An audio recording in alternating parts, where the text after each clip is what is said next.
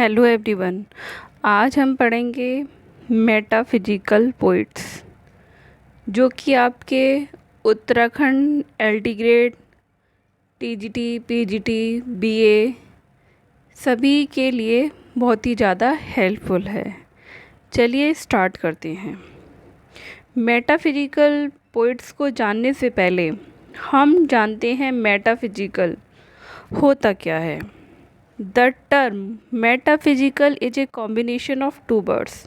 जो metaphysical है वो दो शब्दों का कॉम्बिनेशन है, मेटा प्लस फिजिकल। मेटा का मतलब होता है बियॉन्ड्स, और मतलब फिजिकल संसार से जो चीज़ परे होती है वही मेटाफिजिकल होती है। So the term metaphysical poetry is used in literature। जो टर्म है मेटाफिजिकल पोइट्री वो लिटरेचर में यूज़ किया जाता है, where poets portray the things और ideas that are beyond the depiction of physical existence. जिसका फिजिकल अस्तित्व से जो चीज़ें और जो आइडियाज़ बिल्कुल परे होते हैं, मतलब उनका वास्तविक चीज़ों से कोई लेना देना नहीं होता, वही मेटाफिजिकल पोइट्री में आता है। The term metaphysical poets is to define a lost group of the poets of 17th century. जो मेटाफिजिकल पोइट्स का टर्म है वो उन पोइट्स के लिए यूज़ किया जाता है जो 17वीं शताब्दी के लॉस्ट ग्रुप के पोइट्स के रूप में डिफ़ाइन किए गए हैं। The term metaphysical was first applied by Samuel Johnson. ये चीज़ इम्पोर्टेंट है, जो मेटाफिजिकल टर्म है उसको सबसे पहले अप्लाई किसने किया था? सैमुअल जॉनसन ने अपनी बुक में, जिसका नाम था lives of the most eminent English poets में सबसे पहले मेटाफिजिकल को अप्लाई किया गया था। This group's most prominent poets, इस ग्रुप में जो मोस्ट प्रोमिनेंट पोइट्स थे वो थे जॉन डन। जॉन डन इसके हेड माने जाते हैं।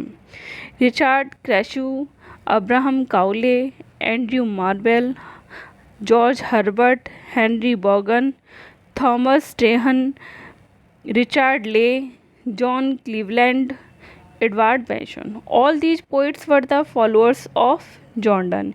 ये जितने भी पोइट्स थे वो जॉन डन के फॉलोअर्स थे।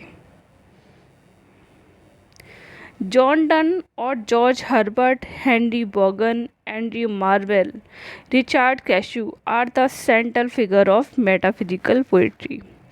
ये सारे जो पोइट्स थे वो मेटाफिजिकल पोइट्री के सेंट्रल फिगर माने जाते थे।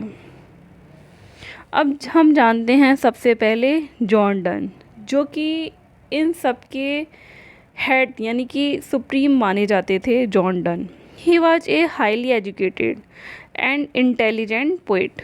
वो बहुत ही ज़्यादा एजुकेटेड और इंटेलिजेंट पोइट थे। He is known as the monarch of wit. ये चीज़ इम्पोर्टेंट है, मोनार्च ऑफ विट के नाम से किसे जाना जाता था? जॉन डन को जाना जाता था।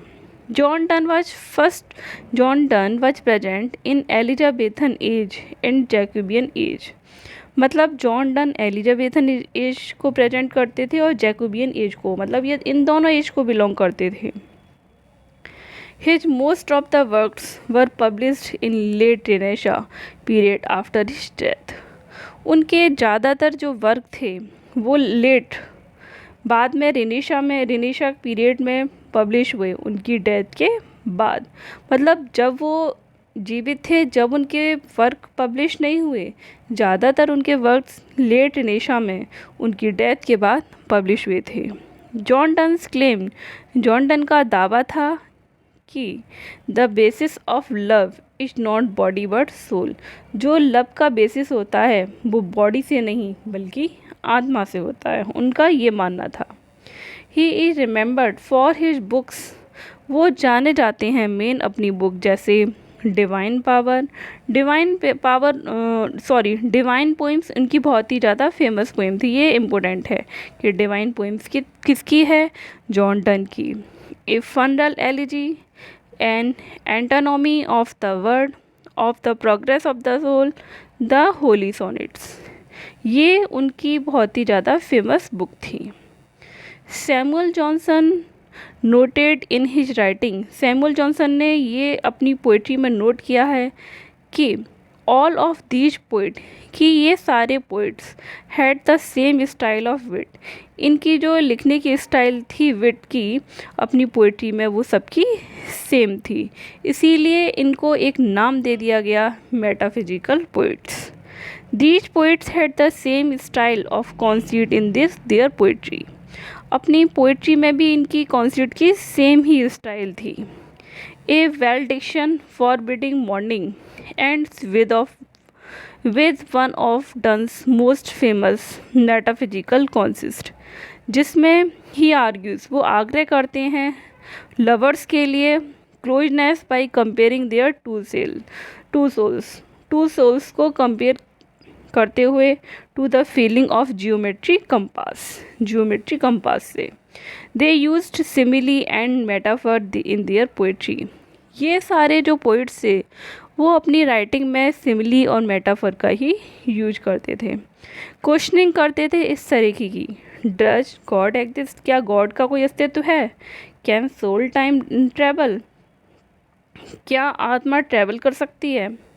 Metaphysical poetry talks about deep things, जो मेटाफिजिकल पोइट्री है वो डीप चीज़ों के बारे में बात करती थी।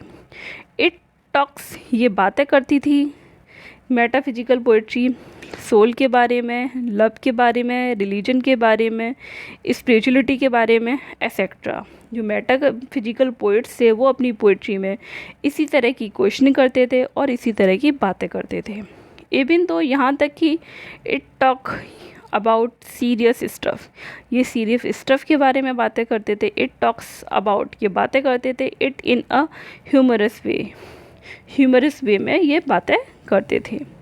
The tone is sometimes light, इनकी जो टोन थी वो कभी कभी लाइट होती थी। It can be hard sometimes to, कभी कभी हार्श भी हो जाती थी। The purpose is to present, इनका जो पर्पज था प्रेजेंट करने का न्यू आइडिया को और रीडर्स को उन चीज़ों पर मतलब सोचने के लिए रीडर्स को मजबूर कर दिया कि वो इस तरीके से अपने आइडिया प्रेजेंट करते थे और जो रीडर्स थे उनको उन चीज़ों पर विचार करना पड़ता था।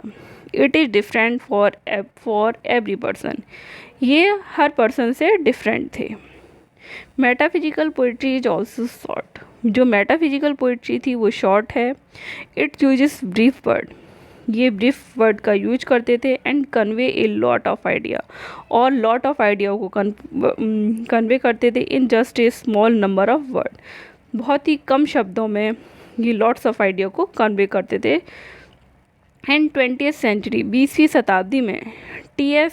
Elliot describe the importance of metaphysical poetry. जो T.S. इलियट थे 20वीं शताब्दी में, इन्होंने मेटाफिजिकल पोइट्री के इम्पोर्टेंट के बारे में, जो क्या महत्व है उसके बारे में बताया। Eliot wrote an essay on the metaphysical poets 1921, यहाँ तक कि उन्होंने एक ऐसे ही लिख डाला मेटाफिजिकल पोइट्स के नाम से, जो लिखा था उन्होंने 1921 में। ये हमने पढ़ा मेटाफिजिकल पोइट और मेटाफिजिकल पोइट्री के बारे में। आई होप आपको वीडियो अच्छे से समझ में आई हो। अगर आपको वीडियो अच्छी लगी हो तो लाइक कीजिए, शेयर कीजिए एंड सब्सक्राइब कीजिए। Thanks for watching.